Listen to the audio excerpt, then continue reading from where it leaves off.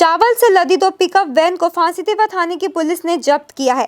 घटना में शामिल होने के आरोप में 2 लोगों को गिरफ्तार किया गया है। आरोपियों के नाम हजरत मुर्तजा और मोहम्मद आलम है। एक रबविटा का रहने वाला है और दूसरा ल्यूसी पगडी का रहने वाला है।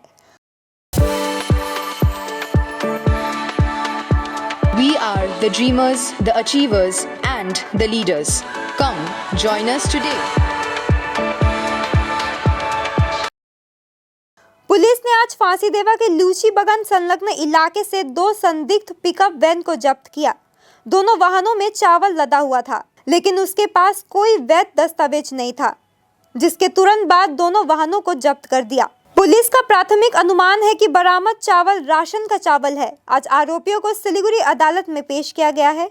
पुलिस पूरी घटना की जांच कर रही है।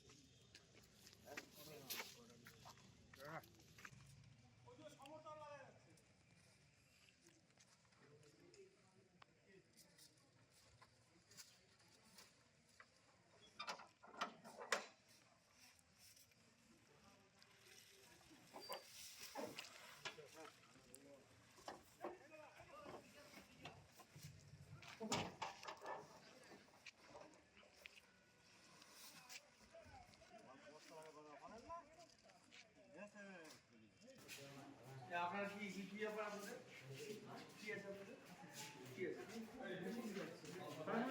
বসেন ধরে সাইড দেন সাইড